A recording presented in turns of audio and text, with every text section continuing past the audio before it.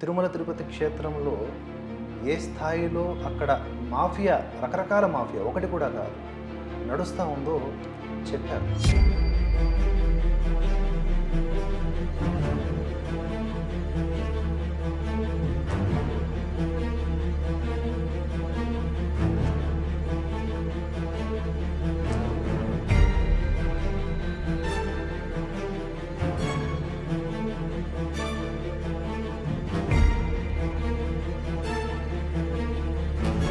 మీరు వాళ్ళతో మాట్లాడినప్పుడు వాళ్ళు రూడ్గా కూడా రియాక్ట్ అయ్యారు. వాళ్ళకి 3 రోజులు టైం ఇవ్వటం జరిగింది సార్.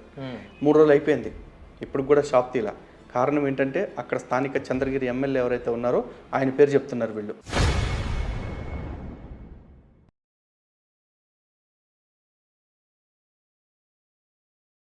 అందరికీ నమస్కారం, వెల్కమ్ టు భరతవర్ష టాక్స్. మనతో పాటు ఉన్నారు హిందూ జనశక్తి అధ్యక్షులు లలిత్ కుమార్ గారు. ఇటీవల వారు తిరుమల తిరుపతి క్షేత్రాన్ని పర్యటించారు. ఒక ఇన్స్పెక్షన్ లాంటి పర్యటన అని చెప్పొచ్చు. గ్రౌండ్ లెవెల్ రిపోర్ట్ని అందించారు. ఎన్నో విషయాలు అంటే చాలామందికి తెలియవు, పైపైన దర్శనానికి వెళ్ళి స్వామి యొక్క సాక్షాత్కారం జరిగిపోయింది అని వచ్చేటటువంటి సామాన్య భక్తులకు తెలియనటువంటి ఎన్నో విషయాల్ని వారు బహిర్గతం చేశారు. ఒక్కొక్కటిగా మనం ఇదివరకే ఛానల్లో అప్లోడ్ చేసి ఉన్నాం. అయితే ఇప్పుడు వారు ఆ క్షేత్ర పర్యటన చేసి మన స్టూడియోస్కి విచ్చేశారు. వారితో మాట్లాడి మరిన్ని విషయాల్ని ఇక్కడ చర్చించుకుందాం. Welcome to our studios Lalit Kumar గారు. ధన్యవాదాలండి, నమస్కారం. సో మీరు గత 2-3 రోజులుగా తిరుమల తిరుపతి క్షేత్రంలో ఏ స్థాయిలో అక్కడ మాఫియా, రకరకాల మాఫియా ఒకటి కూడా కాదు నడుస్తూ ఉందో చెప్పారు. కేవలం మాటల రూపంలో కాదు, అక్కడికి వెళ్ళి గ్రౌండ్ లెవెల్లో దృశ్య రూపంలో చూపించారు. చాలామంది షాక్లో ఉన్నారు, ఇంత దారుణాలు జరుగుతున్నాయని. ప్రభుత్వాలు మారిన పరిస్థితులు అలానే ఉన్నాయి. తిరుమల, తిరుచానూరు, తిరుపతి ఇలా మొత్తం క్షేత్రమంతా తీసుకుంటే ఎన్నో రకాల మాఫియాలు కనిపిస్తున్నాయి. మద్యము, గంజాయి, లేకపోతే మాంసము, మత మార్పిళ్ళు, ఇలా ఎన్నో ఉన్నాయి. ముందుగా మనం ఎక్కడి నుంచి స్టార్ట్ చేయాలో కూడా అర్థం కాని పరిస్థితి. మీ ద్వారా ఆ విషయాలన్నీ తేటతలం చేద్దాం ఈ ఇంటర్వ్యూ ద్వారా అనుకుంటున్నాను. అలిపిరి నుంచి మొదలు పెడితే అసలు ఏంటి ప్రధానంగా ఉన్నటువంటి సమస్య అంటే చెప్తారు? శివ గారు, ఇక్కడ ఒక విషయం ఏంటంటే తిరుమల విషయంలో పోరాటం ఇప్పుడు స్టార్ట్ అయింది కాదండి. గత 10 ఏళ్ళుగా అలిపెరగని పోరాటం చేస్తూనే ఉన్నాము. రెగ్యులర్గా అంటే 3 నెలలకు ఒకసారో 2 నెలలకు ఒకసారో నేను ఆ క్షేత్రానికి వెళ్ళటం, అక్కడ మిత్రులతో కలిసి పర్యటనలు చేయటం, అక్కడ జరుగుతున్న విషయాల్ని బయట పెట్టడం రెగ్యులర్గా జరుగుతున్నది. అంటే చాలామంది అనుకోవచ్చు ఇన్నిసార్లు వెళ్ళినా కూడా ఏం మారట్లేదు ఏంటని. మారదండి, ఎందుకంటే అక్కడ మార్చాలని మనం డిమాండ్ చేస్తున్నాము, కానీ అక్కడ మార్చాలన్న సంకల్పం అధికారుల్లో కలగట్లేదు ఎంత జరుగుతున్నా కూడా. రీసెంట్గా వెళ్ళినప్పుడు కూడా తిరుపతిలో అలిపిరి పాదాలు అంటే శ్రీవారి నడక మార్గం ఏదైతే ప్రారంభమవుతుందో ఆ నడక మార్గం దగ్గర నుంచి మొదలు పెట్టాం మేము. ఎందుకంటే ప్రక్షాళన చేయాలనుకున్నప్పుడు సంపూర్ణంగా చూపించాలి. మనం మారుస్తామా లేదా అనేది పక్కన పెడితే ముందు జరుగుతున్నది ప్రజలకు తెలియజేయాలంటారు. ఎందుకంటే whistle blowing is most important. So అది చేయాలని చెప్పేసి అనుకున్నాం. దాంతోపాటు క్షేత్రాలు ఏవైతే ఉంటాయో అంటే తిరుచానూరు, శ్రీనివాస మంగాపురము, పక్కన చిన్న చిన్న దేవాలయాలు ఏవైతే ఉన్నాయో వాటిల్లో జరిగేవి కూడా అందరికీ తెలియాలి. చాలామంది తిరుపతి అనగానే కొండపై నుండే స్వామి ఒక్కళ్ళే అనుకుంటారు. కాదండి, కొండ కింద ఉన్న తిరుచానూరు మనదే, గోవిందరాజస్వామి ఆలయం మనదే, కళ్యాణ వెంకటేశ్వర స్వామి, ప్రసన్న వెంకటేశ్వర స్వామి ఆలయం, ఇవన్నీ కూడా మనవే. అన్ని చోట్ల కూడా అవకతవకలు జరుగుతూ ఉన్నాయి. మరి వాటిని ఎవరు చూపిస్తారు? ఈరోజు అలిపిరి పాదాల దగ్గర తీసుకుంటే వచ్చిపోయే భక్తులందరూ కూడా పాదయాత్ర అక్కడి నుంచి స్టార్ట్ చేస్తారు. ఆ స్టార్ట్ చేసే వాళ్ళందరికీ కూడా అక్కడ టిఫిన్లు అమ్మటం కోసం, బ్రేక్ఫాస్ట్ అమ్మటం కోసం బళ్ళు పెట్టుకున్నారు వాళ్ళు. ఇంకొంతమంది పూజ సామాగ్రి, లేకపోతే వాళ్ళకి కావాల్సిన తాళాలు కావచ్చు, లేకపోతే నడక మార్గంలో తినడానికి కావాల్సిన బిస్కెట్లు, చాక్లెట్లు, వాటర్ బాటిల్స్ అంటే అమ్ముకోవటానికి కొన్ని షాప్స్ పెట్టారు. ఇంకొంతమంది పసుపు కుంకుమ అమ్మే షాపులు పెట్టారు, పూలు అమ్మే షాపులు పెట్టారు. ఇన్ని పెట్టిన వాళ్ళు అందరూ కూడా పైన ఐటమ్స్ పెడుతున్నారు, కింద వచ్చేపటికి ఈ సిగరెట్ ప్యాకెట్లు, బీడీ కట్టలు, గుట్కా ప్యాకెట్లు ఇవన్నీ పెట్టి అమ్ముతూ ఉన్నారు. గతంలో ఒకసారి మద్యం బాటిళ్లతో సహా పట్టించడం జరిగింది. ఆ రోజున ఈ విజిలెన్స్ అధికారులు అందరూ వాటన్నిటిని పీకేయటం కూడా జరిగింది. ఆ బళ్ళు అక్కడ తొలగించడం కూడా జరిగింది. మళ్ళీ 5 నెలలు అయింది. 5 నెలల తర్వాత నిన్న వెళితే నిజానికి మేము వెళ్ళింది క్షేత్రంలో పైన పరిస్థితులు చూద్దామని వెళ్ళాం. ఇవన్నీ మా ఆలోచనలో లేవు. వెళ్ళాక చూస్తే ఎప్పట్లాగే బళ్ళని యథావిధిగా పెట్టేస్తుంది. ఆ తర్వాత నడక మార్గం ప్రారంభమయ్యే చోట అదొక జస్ట్ ఒక 6 ఫీట్ రోడ్డు, ఒక సబ్వే లాగా ఉంటుంది. దానిలో ఆల్మోస్ట్ 3 ఫీట్ కబ్జా చేసేసి బుట్టలు, వ్యాపారాలు పెట్టేసుకున్నారు కొద్ది దూరం పాటు. దానిలో వాళ్ళు పూలు, కుంకుమ అమ్మే వాళ్ళు కొంతమంది అయితే, కొంత ముందుకెళ్ళిన తర్వాత ఒక ఆవిడ చిల్లర డబ్బులు అమ్ముతూ ఉంది. అంటే 50 రూపాయలు ఇస్తే వాళ్ళకి 40 రూపాయలు ఇవ్వటం, రూపాయి బిళ్ళలు, 2 రూపాయలు ఇట్లా కనిపిస్తూ ఉంది. అది దాటిన తర్వాత ఏంటి, మళ్ళీ బెచ్చగాళ్ళు కూర్చుని ఉంటారు. ఆ బిచ్చగాళ్ళందరికీ వెళ్ళిన వాళ్ళు తలా ₹2 వేసుకుంటే వెళ్ళిపోతే అక్కడ అయిపోతాయి. ఇక్కడ కొన్న డబ్బులన్నీ అక్కడికి వేస్తారు వాళ్ళకి. వాళ్ళ దగ్గర వాళ్ళ చిల్లరంతా మళ్ళీ తీసుకొచ్చి వీళ్ళకి ₹45 మళ్ళీ ₹46 వీళ్ళకి అమ్ముతారు. ఓ, రొటేషన్ అక్కడక్కడే జరుగుతుంది. బెగ్గింగ్ మాఫియా కూడా ఉంది అక్కడ. రొటేషన్ అక్కడక్కడే జరుగుతుంది. అది రోజుకు ఒక ₹50,000-60,000 బిజినెస్ అయిపోతుంది ఒక్క చోటే. ఓ మై గాడ్, ఇంత దారుణంగా జరుగుతోంది. మోరోవర్ అక్కడ భక్తులు నడకదారి మొత్తాన్ని సగానికి పెట్టేసి ఆపేశారు. వాక్వే కన్వీనియంట్గా లేకపోతే దాదాపు 13 కిలోమీటర్లు నడిచి ఎక్కాలి పైకి, 3,550 మెట్లు. మరి వాళ్ళకి ఎంత ఇబ్బందిగా ఉంటుంది అక్కడ స్టార్టింగ్ ఎంత ఇరిటేటింగ్గా ఉంటే. అండ్ మోరోవర్ కొండకి వెళ్ళే వాళ్ళందరూ పవిత్రంగా వెళ్ళాలి అని మనం కోరుకుంటున్నాం. ఇక్కడ కింద సిగరెట్ కాల్చేస్తున్నాడు, గుట్కాలు పట్టుకెళ్ళిపోతున్నాడు. ఇదంతా ఒకదారి తినేసి వెళ్ళేవాడు, పట్టుకెళ్ళేవాడు పట్టుకుని వెళ్తున్నాడు చాటున్న సందున. మరి అక్కడ వాడు మెట్ల మీద ఉమ్మేసుకొని పోతాడు. వాడికి అవకాశం దొరికింది తినడానికి, అమ్మేవాళ్ళు దొరికారు, వాడు తినుకుంటూ ఊసుకుంటూ వెళ్ళిపోతున్నాడు. మనమేమో పెట్టుకుని వెళ్ళాల్సిన మెట్ల పైన ఈ ఘోరాలు కూడా జరుగుతున్నాయి. మనం తిరుమల అంటే పవిత్రంగా ప్రతి అణువు ఒక ఋషిలాగా భావిస్తాం, ప్రతి కొండని ఒక దేవతలాగా భావిస్తాం.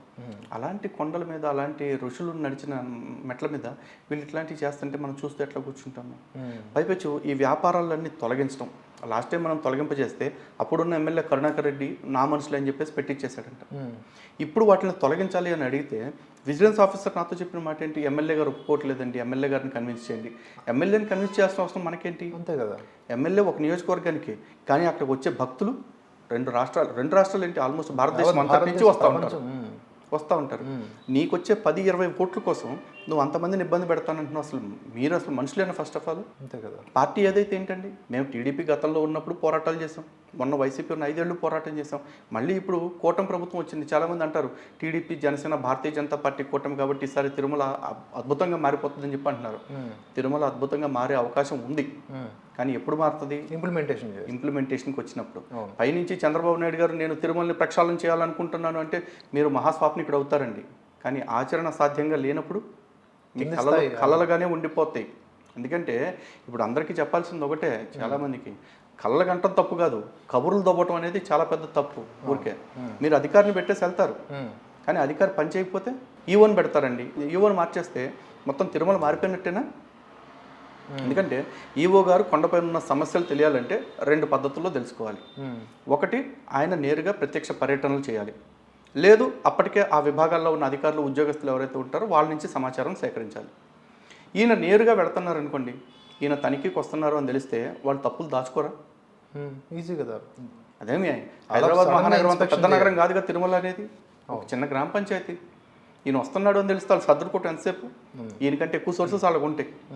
పోనీ ఉద్యోగస్తుల దగ్గర ఇన్ఫర్మేషన్ తీసుకుంటారా అంటే, ఉద్యోగస్తులు వాళ్ళు ఇప్పుడు ఈవోలాగా ఇవాళ ట్రాన్స్ఫర్ వచ్చిన వాళ్ళు లేకపోతే ఇంకో 2 ఏళ్ల తర్వాత వెళ్ళిపోయేవాళ్ళు కాదు, ఎప్పటి నుంచో ఉన్న ఉద్యోగస్తులు. 10 ఏళ్ల నుంచి ఉన్న క్రైస్తవ ఉద్యోగస్తులనే మనం ఏమి పీకలేకపోయాం ఉద్యోగాల్లో నుంచి.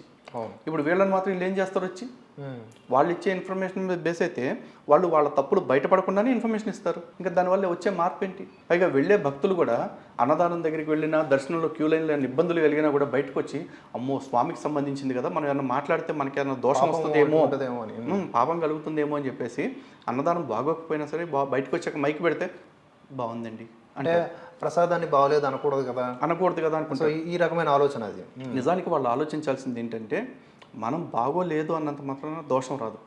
అలా బాగోలేదు అని చెప్పి ఆ బాగోలేకున్నా కూడా బాగుందని చెప్పడం వల్ల ఏమవుతుందంటే ఆ తప్పు కంటిన్యూ అవుతుంది. స్వామివారికి పెట్టాల్సిన నైవేద్యాలు, స్వామివారి తరఫున చేయాల్సిన సేవా కార్యక్రమాలు ఏవైతే ఉన్నాయో అవి తప్పుదారిలో వెళ్ళేలాగా చేయడానికి మీరు కారణమవుతున్నారు ఆ తప్పును సమర్థించి.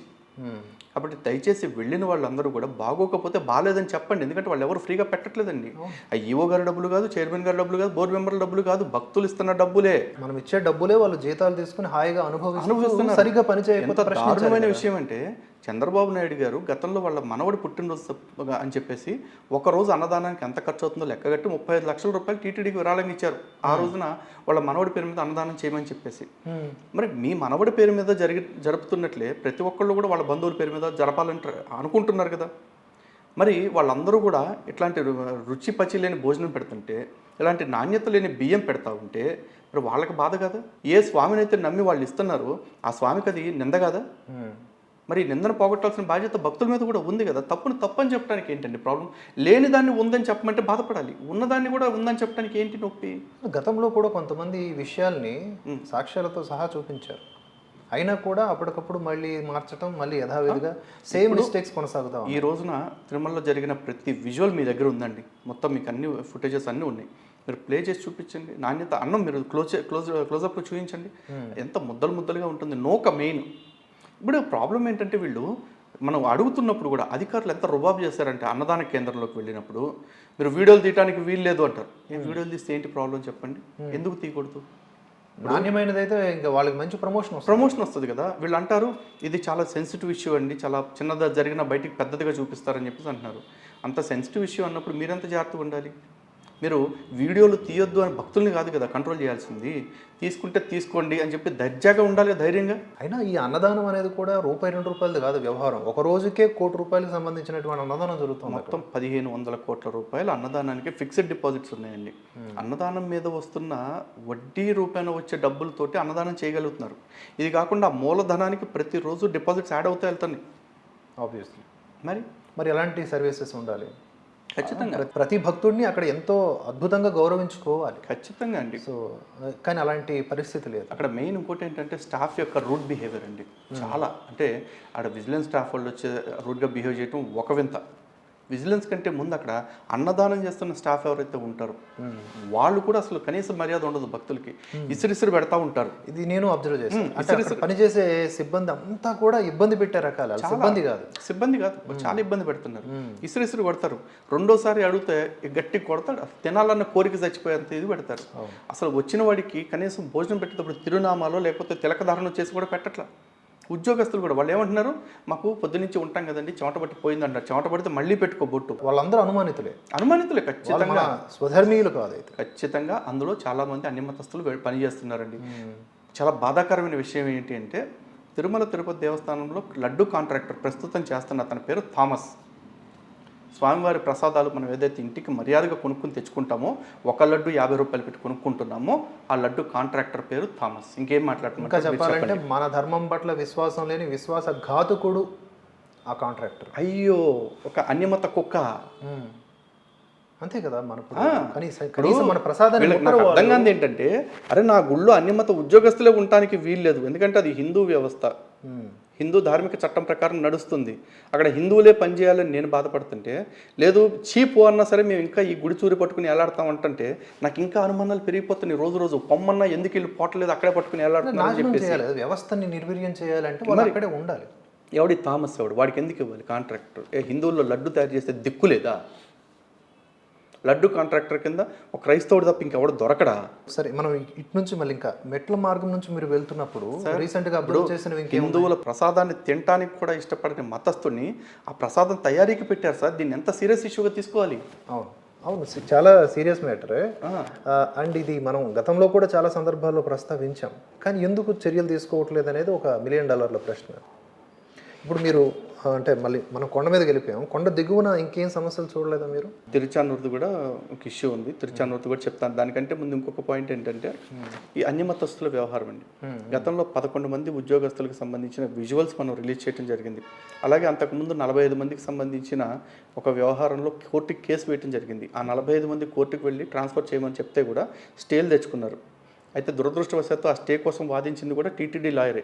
మన డబ్బులతో, మనం భక్తుల తరఫున ఏదైతే టీటీడీలో డబ్బులు వేస్తామో ఆ డబ్బులతో అన్యమతస్తుల తరఫున మనకు వ్యతిరేకంగా వాదనలు చేశారు, వినిపిస్తున్నారు. ఇక రెండో కేసు కూడా ఇప్పుడు కొనసాగుతోంది. లడ్డు కాంట్రాక్టర్ విషయం చెప్పాను కదా, థామస్ అని చెప్పేసి.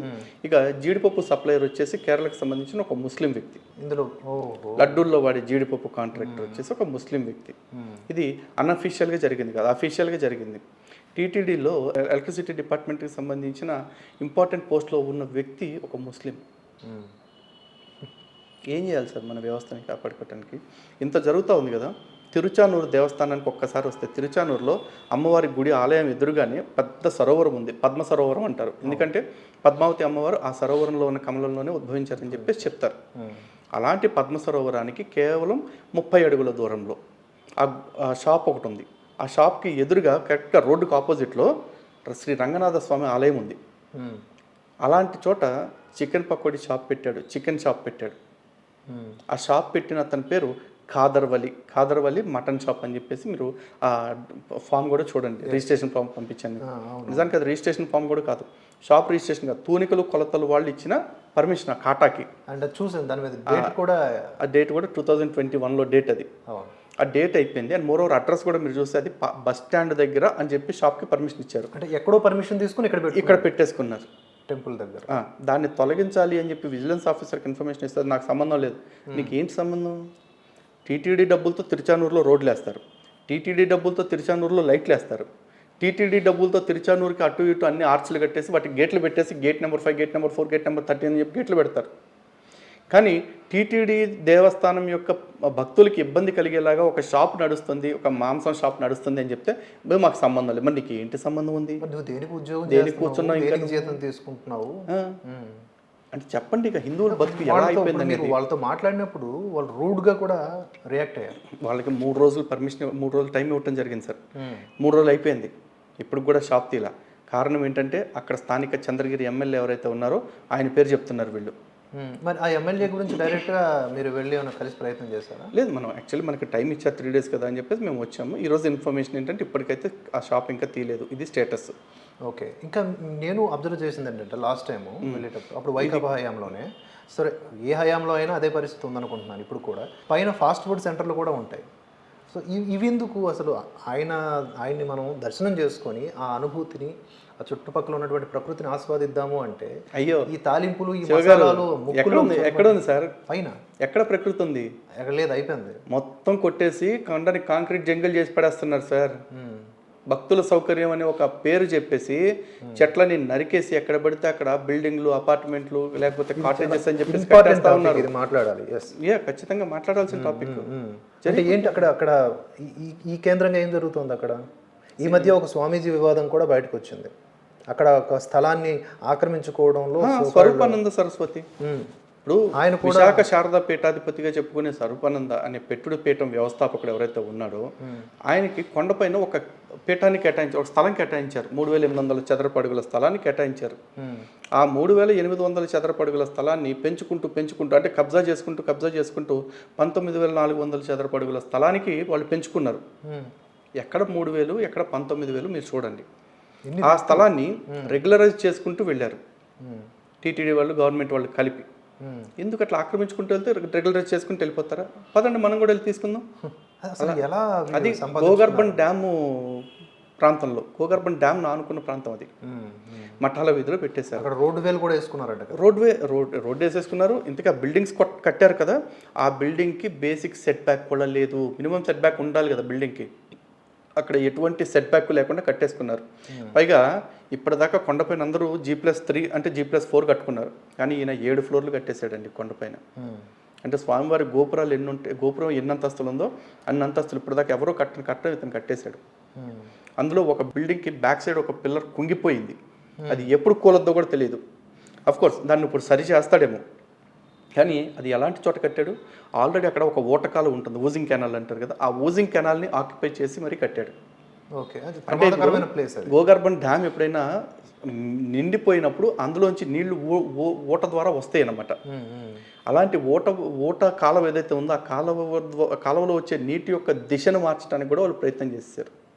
ఇది జరుగుతుంటే టీటీడీ వాళ్ళు ఎలాగో కట్టేశాడు కాబట్టి తిరుమల వాస్తు దోషం పోవటం కోసం అని చెప్పి దీన్ని రెగ్యులరైజ్ చేస్తున్నాం అంటూ 24 లక్షలు 23 లక్షలు కట్టించుకుని దాన్ని రెగ్యులరైజ్ చేశారు. అంటే మనం కూడా ఏదైనా ఆక్యుపై చేసి మనం కూడా ఎంతో కొంత కట్టేస్తే ఇచ్చేస్తారు అలాగే రెగ్యులర్. మరి ఇదే అవ్వాలి కదా, ఎందుకంటే అడ్వకేట్ కమిషన్ వచ్చి స్వయంగా ఇక్కడ అక్రమాలు జరిగినట్టు స్పష్టంగా ఉన్నాయని తెలిసిన తర్వాత కూడా ఇంకా టీటీడీ దాన్ని రెగ్యులరైజ్ చేస్తుంది.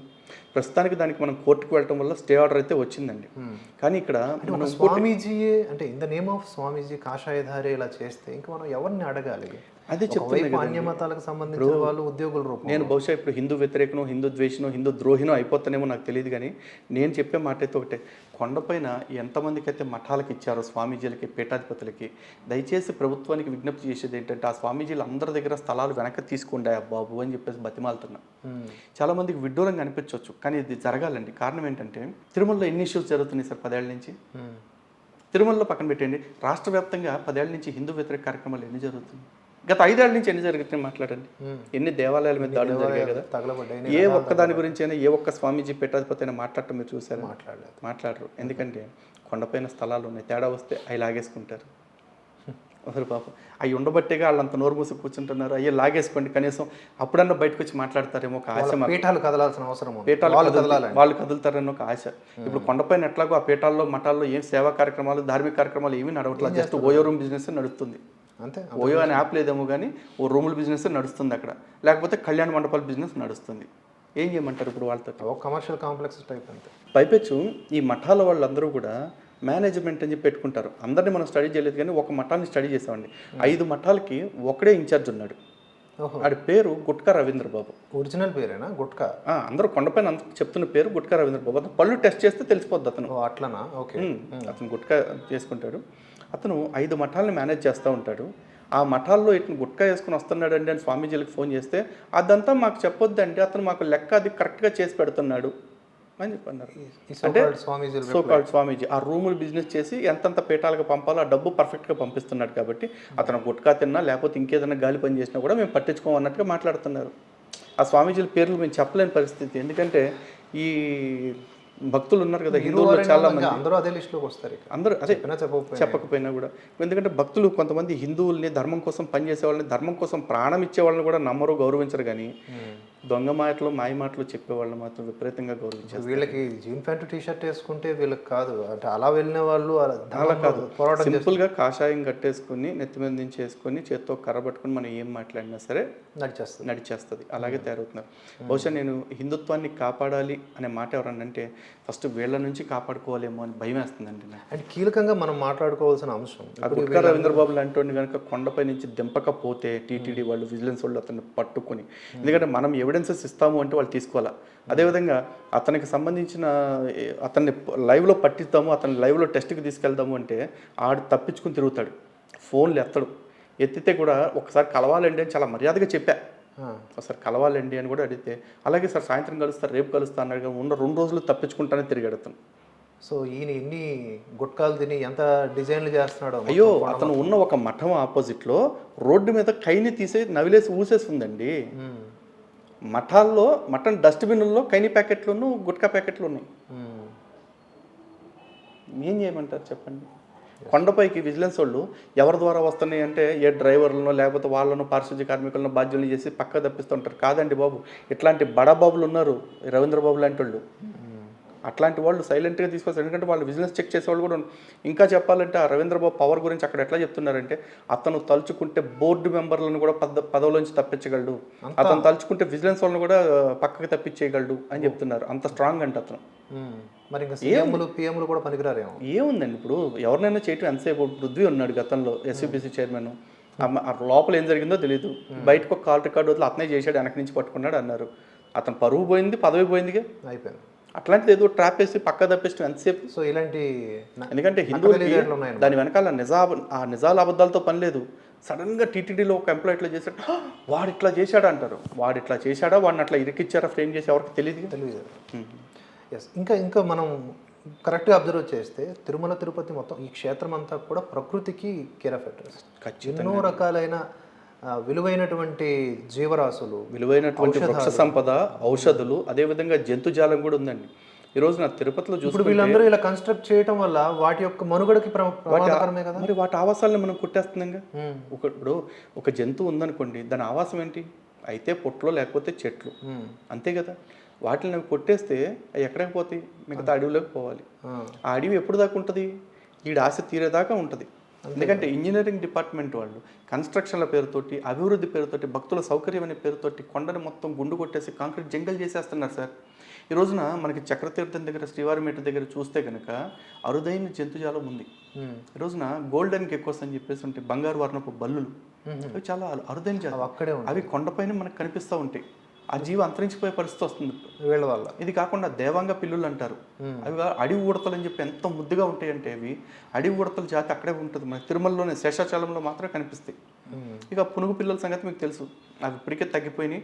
వాటిని ఉన్నటితోనే టీటీడీ ఇది చేసుకుని కాపాడుకుంటూ ఏదో ఆ బోనుల్లో పెట్టేసి వాటి నుంచి వచ్చే అభిషేక తైలానికి వాడుతున్నారు పొడిని, పునుగు పొడి ఏదైతే ఉంటుందో దాన్ని. రేపు ఆ జాతి మొత్తం అంతరించిపోతే ఇంకా మరి ప్లాస్టిక్ పెట్టుకోవాలి, ప్లాస్టిక్ పెట్టుకుని చెప్పేసి ఏదో మమ అనిపించాలి. అంతే. స్వామివారి కైంకర్యాలకి అభిషేకంలో అత్యంత కీలకమైనది పునుగు తైలం. ఆ జాతి అంతరించిపోతుంది. ఈ దేవంగ పిల్లలు కావచ్చు, అడవి ఉడతలు కావచ్చు, లేకపోతే ఆ గెకోస్ కావచ్చు, ఎంత అందంగా స్వామివారు కూడా దాన్ని ఎందుకు స్వీకరించారంటే వాటిని కాపాడండి అయ్యా, అవి చాలా ప్రకృతిలో కీలకమైనవి అని చెప్పడమే కదా దాని అంతరార్థం. ఖచ్చితంగా మన దేవీ దేవతల అవతారాల్లో ప్రతి అవతారం వెనక ఒక్కొక్క జంతువుని పెట్టుకుని ఉంటానికి కారణం వీళ్ళు నడవలేక, లేకపోతే ఇంకో రకంగా వెహికల్స్ మెయింటైన్ చేయలేక కాదు. ఒక్కలో రావణాసురుడు లాంటి రాక్షసుడే పుష్పక విమానం మెయింటైన్ చేశాడు. దేవుళ్ళకు ఉండదా? అంతే కదా. దేవుళ్ళు ప్రతి జంతువు యొక్క ప్రాధాన్యతని మనిషికి గుర్తు చేయటం కోసం, ప్రతి జంతువు పూజనీయమైందే. ఎందుకంటే దేవుణ్ణి పూజించేటప్పుడు దేవుడు వాహనం కూడా మనం పూజ చేస్తున్నట్టు.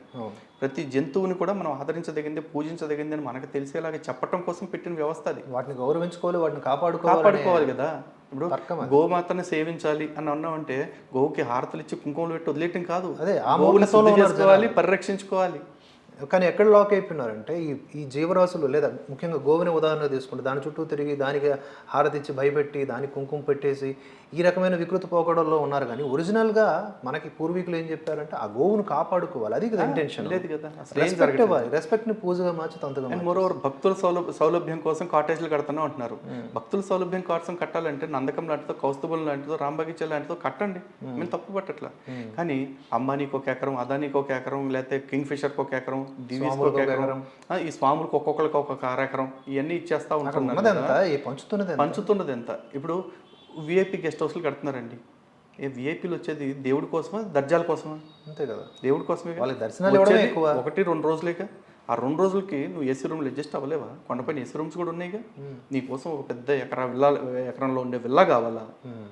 ఇవన్నీ సామాన్య భక్తుడికి పనికొచ్చేవైనా పోనీ, సామాన్య భక్తుడు ఉండగలిగేదని ఆన్లైన్ బుకింగ్ ఇస్తారనుకుంటున్నాం. ఏదైతే భక్తుల సౌకర్యాల పేరిట చేస్తున్నారో ఆ భక్తులకు సౌకర్యం లేక, అది ఇప్పుడు భక్తుల సౌకర్యాల పేరిట ఒక 50 ఎకరాలు వీళ్ళందరికీ ఇచ్చేసారు అనుకుందామండి. ఫర్ ఎగ్జాంపుల్ 50 అంటే నాకు స్టాండర్డ్గా తెలియదు, 50 ఎకరాలు ఇచ్చేసారు అనుకుందాం. ఇదే 50 ఎకరాల్లో మల్టీ స్టోర్ బిల్డింగ్ కట్టేస్తే ఒక ప్లేస్లో 10 మంది ఉండే చోట 100 మందిని పెట్టొచ్చుగా. అప్పుడు ఇంకాస్త మంది, ఎక్కువ మందికి అకామిడేషన్ ప్రొవైడ్ చేయొచ్చుగా. అలాంటివి చేయండి. అవి చెయ్యరు. అవి చేయకుండా ఉన్న అద్దె గదుల్ని మాత్రం 100 రూపాయల గదుల్ని 500 అంటారు, 500 గదుల్ని 2000 అంటారు, పెంచుకుంటా పోతూ ఉంటారు. మళ్ళీ ఏమన్నంటే భక్తులకి సౌలభ్యం కోసం, సేవ కోసం అంటారు. సామాన్య భక్తుల్ని మీరు దోచుకుంటున్నారు, సామాన్య భక్తుల్ని మీరు హింస పెడుతున్నారు, తిరుమల తిరుపతి దేవస్థానాన్ని ఒక కాంక్రీట్ జంగల్గా మారుస్తున్నారు తప్ప కొండ పవిత్రతని, స్వామివారి గొప్పతనాన్ని ఏమాత్రం కాపాడట్లేదు వీళ్ళు.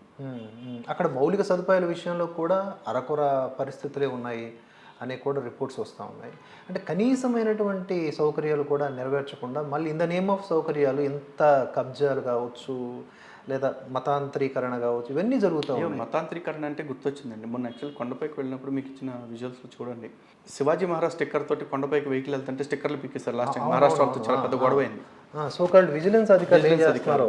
ఆ తర్వాత ఇంకొక చోట ఏంటంటే ఆర్ఎస్ఎస్ స్టిక్కర్ ఉంటే దాన్ని పీకిచ్చేశారు.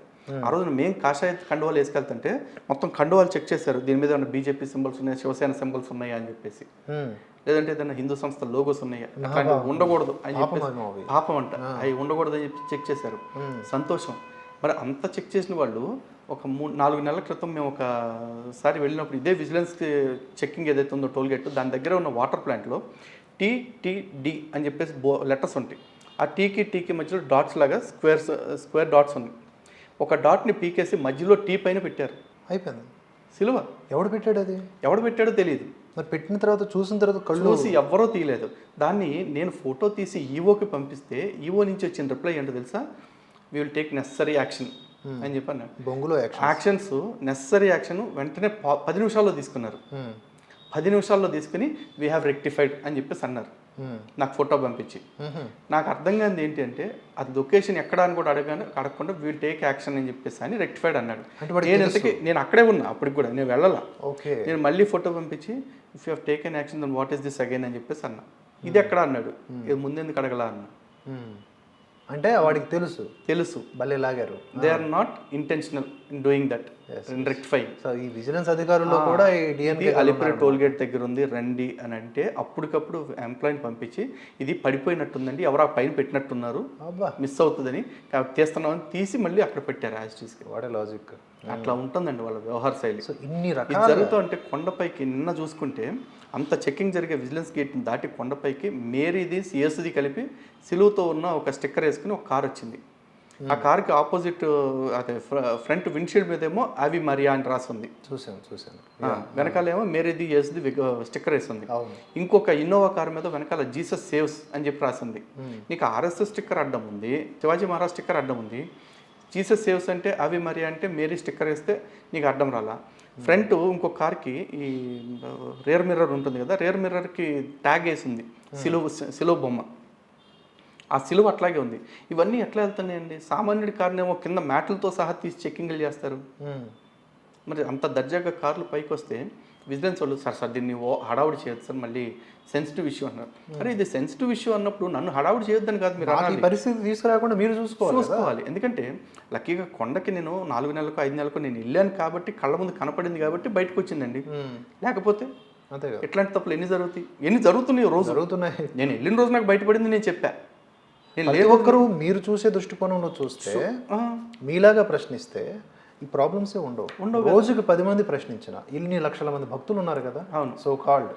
మరి ఇందులో 10 మంది కనుక ప్రశ్నిస్తే, 10 మంది ఫోన్లు చేస్తే ఆటోమేటిక్గా ఈ ఫోన్లు ఎక్కువైపోతున్నారన్నారు, జాగ్రత్తగా పనిచేయండి అని చెప్పి వాడు ఏ మతస్థుడైనా సరే.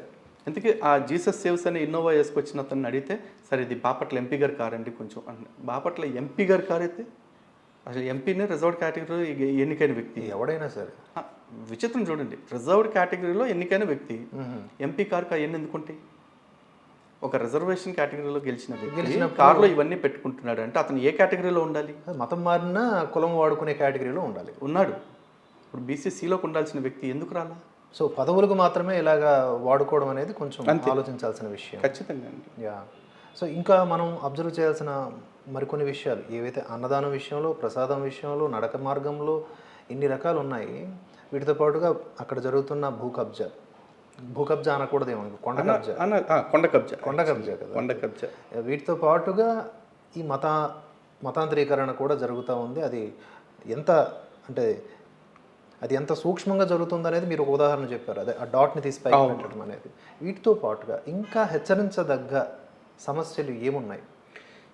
ఇంకా అంటే ఒకటండి, చాలా సమస్యలు ఉన్నాయి ప్రస్తుతం. దిస్ పాయింట్ ఆఫ్ టైం అవన్నీ నేను డిస్క్లోజ్ చేయలేను, ఎందుకంటే స్టింగ్ ఆపరేషన్ టైప్లో మేము కొంత ఇన్ఫర్మేషన్ కోసం ప్రయత్నం చేస్తున్నాం కాబట్టి, వాళ్ళు అలర్ట్ అవుతారు కాబట్టి, వాళ్ళు అలర్ట్ అవ్వకుండా మేము దాన్ని చేయాలి కాబట్టి అతి త్వరలో అది మళ్ళీ మన భారతవర్ష ఛానల్ ద్వారానే వాటన్నిటిని కూడా బ్లాస్ట్ చేద్దాం. చేయాల్సిన అవసరం ఉంది. అండ్ భారతవర్ష కూడా ఒక మీడియా మాధ్యమంగాను ఎంత పాత్ర పోషించాలో అంత పాత్ర పోషిస్తూనే ఉంటుంది. మీ యొక్క ఈ సత్సంకల్పంలో అండ్ ఈ కార్యంలో రిస్క్తో కూడుకున్నటువంటి కార్యం బాగా. అండ్ మీకు ఒక ముద్ర గత ప్రభుత్వం ఉండేటప్పుడు వేశారు, మీరు టీడీపీ మనిషి అని. ఎందుకంటే మీరు టీటీడీని నిందిస్తే పార్టీని నిందించినట్లుగా ఫీల్ అవుతారు కొంతమంది. అవును, మీకు పార్టీతో సంబంధం లేదని మీరు ప్రూవ్ చేసుకున్నారు. అంటే ఇప్పుడు అఫ్ కోర్స్ మీరు టీడీపీ అధికారంలో ఉన్నప్పుడు కూడా మీరు ప్రశ్నిస్తున్నారంటే ఖచ్చితంగా మనకి మీలో హిపోక్రసీ లేదనడానికి ఇది ఒక మంచి ఉదాహరణ. ఇప్పటికీ మనది ఒకటే సార్, ఎవడు ప్రభుత్వంలో ఉంటే వాడికే మనం ప్రతిపక్షం, అంతే. చివరిగా ఒక అంశంతో ఈ యొక్క టాక్స్ని క్లోజ్ చేద్దాం. ఈ బోర్డు మెంబర్స్ కానీ లేదా ఈ వ్యవస్థ, పాలక మండలి వ్యవస్థ ఏదైతే ఉందో, ఇందులో ఎప్పటికప్పుడు మనకు వినిపించేటటువంటి విమర్శ ఇది ఒక రాజకీయ నిరుద్యోగ కేంద్రం. ఖచ్చితంగా అదే అవుతుందండి, ప్రతిసారి కూడా అదే జరుగుతూ ఉంది. రాజకీయ నిరుద్యోగులు ఎవరైతే ఉంటారో వాళ్ళకి పునరావాసం కల్పించుకోవడానికి వాడుకుంటున్నారు. ఈ ప్రవచనకారులకు ఆ స్థానంలో భర్తీ చేస్తే బాగుంటుంది కదా అని అంటారు, కానీ మరి వారు ఆసక్తి చూపరో, వీళ్ళు వాళ్ళని ఆశ్రయించరో అర్థం కాదు. ఒకటండి, ఇప్పుడు పదవి అంటే ఆసక్తి చూపించిన వ్యక్తులు ఎవరు ఉండరు. అయితే ప్రవచనకర్తలుగా ఉన్న వాళ్ళని కొంతమందిని బోర్డు మెంబర్లుగా పెట్టాలి అది ఇదని అంటున్నారు. నాకు అర్థం కానిది ఏంటి అంటే, ఇది ధార్మిక మండలి కాదు. ఫస్ట్ ఆఫ్ ఆల్ టీటీడీ అనేది పాలక మండలి. ధర్మకర్తల మండలికి పాలక మండలికి చాలా తేడా ఉంటుంది. ఇక్కడ వీళ్ళందరూ కూడా టీటీడీలో సమస్యల గురించి 10 ఏళ్లలో ఎవరన్నా సరే, ప్రవచనకర్తలు ఎవరన్నా సరే పబ్లిక్లో ప్రవచనాల్లో చెప్పడం మీరు విన్నారా? టీటీడీలో లోపాల గురించి, టీటీడీలో జరిగే తప్పుల గురించి ఎప్పుడైనా మాట్లాడటం విన్నారా? లేదు. ఎందుకు మాట్లాడట్లే? ఏ లోపాయికారు అవగాహన లేక మాట్లాడలేదా, లేకపోతే మాకెందుకులే ఈ రాజకీయాలు అని మాట్లాడలేదు? ఇందులో రాజకీయం ఉంది, ధర్మం గురించి నిలబడి ధర్మం గురించి. కానీ అది మాట్లాడితే అధికారంలో ఉన్న పక్షానికి వ్యతిరేకంగా మాట్లాడతామే. ఇప్పుడు అందరూ నాలాగా ఉండరు కదా. ఇప్పుడు నేనున్న టీడీపీ గతంలో ఉన్నప్పుడు టీడీపీకి వ్యతిరేకంగా మాట్లాడా, నేను బీజేపీని ముద్రేపించుకున్నా. మొన్నటిదాకా వైసీపీ అధికారంలో ఉంటే వైసీపీకి వ్యతిరేకంగా మాట్లాడా, టీడీపీని ముద్రేపించుకున్నా. మళ్ళీ ఇప్పుడు టీడీపీ అధికారంలోకి వచ్చింది, ఇప్పుడు టీడీపీకి వ్యతిరేకంగా మాట్లాడితే వీడు ఎవరి దగ్గర బిస్కెట్లు తింటున్నాడు టీడీపీని బ్లేమ్ చేయడానికి అని చెప్పి అంటారు. అయినా కూడా నేను మాట్లాడతా, ఎందుకంటే నాకంటే కూడా నా ధర్మం ఎక్కువ ఇంపార్టెంట్, నా దేవాలయం ఎక్కువ ఇంపార్టెంట్ కాబట్టి, దాన్ని కాపాడుకోవటం నాకు ఎక్కువ ఇంపార్టెంట్ కాబట్టి మాట్లాడతాను. కానీ ఇక్కడ వీళ్ళు ఎవరైతే ఉన్నారో వీళ్ళు 10 ఏళ్ళ నుంచి ఎవరూ మాట్లాడట్లేదు. కానీ ఇప్పుడు పోస్టులు మాత్రం పెడుతున్నారు, పలానా ప్రవచనకర్తకి ఇవ్వాలి, పలానా ప్రవచనకర్తకి ఇవ్వాలి అని చెప్పేసి. ఆ ప్రవచనకర్తలను నేను బయటకు వచ్చి పోరాటం చేయమని చెప్పను, కనీసం సమస్యల్ని వేలెత్తి చూపించాలి కదా. ఎందుకంటే నేను చెప్తే 1,00,000 మంది చూస్తారేమో, వాళ్ళు చెప్తే 10 లక్షల మంది చూస్తారు కదా, మరి వాళ్ళు కదా మాట్లాడాల్సింది. మరి 10 సంవత్సరాల నుంచి ఏమీ మాట్లాడని వాళ్ళని ఇప్పుడు పాలక మండలిలో పెడితే మాత్రం ఏం పని చేస్తారండి? సో ఇక్కడ లోపం కేవలం ఇక్కడ పాలక మండలిలోనే లేదు, ఆలోచన విధానం, ఆలోచన విధానంలోనే తేడా. ప్రవచనకారులు, స్వామీజీలు ఇలా అందరూ కలిసి ఒక పవిత్ర క్షేత్రాన్ని, అంటే మీరు అన్నారు కదా ఇందాక, కేవలం ప్యాంటు షర్ట్ వేసుకుని నువ్వు ఈ ప్రాణం ఇచ్చిన ధర్మం కోసం ప్రయోజనం లేదు, పంచెకట్టుకుని నువ్వు ధర్మాన్ని పట్టించుకోకపోయినా, ధర్మంతో వ్యాపారం చేసినా, తూట్లు పొడిచినా కూడా నువ్వు గౌరవనీయుడు. ఇదే. సో ఈ థాట్ ప్రాసెస్ మారాలి. అండ్ ఇంకా కొంచెం అతిశయోక్తి అనుకోకపోతే నేను చెప్పేది ఏంటంటే, మీ బోటి వారు ఇటువంటి పాలక మండలిలోనో అడ్మినిస్ట్రేషన్ విభాగంలోనో కీలక పాత్ర పోషిస్తే కనుక with in span of I think 5, ఇప్పుడు ఉన్న సమస్యలను లెక్క పెట్టుకుంటే 5 to 10 yearsలో ఈజీగా ఆ క్షేత్రానికి పూర్వ వైభవం తీసుకొచ్చేయచ్చు. ఖచ్చితంగా ప్రయత్నం చేయాలండి. హిందూ సంఘాలు ఇటువంటి వాటిల్లో ఆశపడటం ఏమాత్రం తప్పు కూడా కాదు. We deserve that actually. ఎందుకంటే మనం దానికోసం ఫైట్ చేస్తున్నాం. నిన్న మొన్న అధికారులని నిలదీసిన తీరు కూడా మీరు చూశారు. ఆ కాల్ రికార్డ్స్ కూడా మన భరతవర్ష ఛానల్లో ఉన్నాయి. అసలు చాలా స్పష్టంగా ఉంది. అంతే, భక్తులకి అసౌకర్యం కలిగినప్పుడు స్పందించకపోతే వాడు ఎంత పెద్ద పదవిలో ఉన్నా, ఎంత పెద్ద స్థాయిలో ఉన్నా మనం నిలదీయటానికి వెనకాడేది లేదు. మనం ధర్మం కోసం అంత ధైర్యంగా ముందు చూద్దాం. అటువంటి ఒక పాలక మండలి అంటే ప్రస్తుతానికి కొత్త ప్రభుత్వం, కూటమి ప్రభుత్వం, ఇంకా టైం ఇంకా ఉంది కదా, హనీమూన్ పీరియడ్ ఉంటుంది. ఈ హనీమూన్ పీరియడ్ గడిచిన తర్వాత అయినా సరే వాళ్ళే చెప్పారు, వాళ్ళకు సంబంధించిన నాయకులే, టీటీడీలో ఇంతకు ముందులాగా నడవదని. సో ఎంత స్థాయిలో వాళ్ళు ఇంప్లిమెంట్ చేస్తారో చూడాలి. అండ్ ఇక్కడ జరుగుతున్నటువంటి ఘోరాలు, పాపాలు వాటిలో కేవలం ఒక్కరినే నిందించే పరిస్థితి లేదు. ఈవెన్ ఇంక్లూడింగ్ స్వామీజీలు సోకాల్డ్ వాళ్ళు కూడా ఉన్నారు అంటే కొంచెం శోచనీయమనే చెప్పాలి. అందరూ కలిసి ఆలోచనలోనూ ఆచరణలోనూ మార్పు చూపిస్తేనే మనం మళ్ళీ ఇటువంటి క్షేత్రాన్ని కాపాడుకోవాలి. కొండపైన ఎన్ని మఠాలు ఉన్నాయో ఆ మఠాధిపతులందరూ ఒక్క సదస్సు పెట్టుకుని తిరుపతిలో కట్టిన ఈ ఇస్లామిక్ యూనివర్సిటీ ఏదైతే ఉందో దాన్ని తక్షణం తొలగించాలి అని ఒక తీర్మానం చేస్తుంటే ఈరోజు ఆ ఇస్లామిక్ యూనివర్సిటీ ఉండేది కాదు. అదేవిధంగా తిరుపతిలో ఉన్న అన్యమత ఉద్యోగస్తుల్ని తొలగించకపోతే మేము ఎవ్వరం కూడా కొండకి రాము అని చెప్పేసి మఠాధిపతులు అందరూ ఒక మాట చెప్పుండి ఉంటే కొండపైన అన్యమత ఉద్యోగస్తులందరినీ కూడా ప్రభుత్వం వేరే వేరే శాఖల్లోకి పంపేది. మనమే వాళ్ళ కడుపు కొట్టమని చెప్పట్లా, వేరే డిపార్ట్మెంట్స్లోకి పంపించమని చెప్తున్నాం. కానీ వాళ్ళని పంపించడానికి వీళ్ళు ఇష్టపడట్లా, పోవటానికి వాళ్ళు ఇష్టపడట్లేదు అంటే రోజు రోజుకి మన అనుమానాలు బలపడతాయా లేదా? ఎవరి అజెండాలు వారికి ఉన్నాయని అర్థమవుతుంది కదా. మరి వీటి మీద స్వామీజీలను స్పందించాలి అని అడగటం కూడా తప్పే అయితే కనుక ఆ తప్పు నేను పదే చేయడానికి, హిందూ ద్రోహిని అనిపించుకోవడానికి కూడా వెనకాడలేదు. దానికి మేము కూడా సిద్ధంగానే ఉన్నాం. ఎన్ని ముద్రలన్నా మాకన్నా వేయని. ఖచ్చితంగా. అండ్ మీ యొక్క ఈ యొక్క సంకల్పంలో, థ్యాంక్ యూ, ఈ సత్కార్యంలో మేము కూడా మా వంతుగా ఉడతా భక్తిగానో లేకపోతే ఉడతా సాయంగానో ఉంటాం. తప్పకుండా. Thank you very much for your time. Expose చేయాల్సిన అంశాలు చాలానే ఉన్నాయి. టీటీడీకి సంబంధించిన ఇంకొన్ని కీలకమైన విషయాలు కూడా మరికొద్ది రోజుల్లో చెప్పే ప్రయత్నం జరుగుతుంది భరతవర్ష కేంద్రంగా. అండ్ లలిత్ కుమార్ గారు నిరంతరం ఆ యొక్క పనిలో నిమగ్నమై ఉన్నారు. వారు అటు గ్రౌండ్ లెవెల్లోనూ ఇటు మేధోపరంగానూ ఎలా దూసుకుపోతున్నారో మనం చూస్తూ ఉన్నాం. సో అటువంటి వారితో మనం కూడా భాగస్వామ్యం అవ్వడం మన అదృష్టంగా మనం భావించాలి. మరొక గెస్ట్తో మళ్ళీ కలుసుకుందాం భరతవర్ష టాక్స్ ద్వారా. అందరికీ జై హింద్, జై భారత్.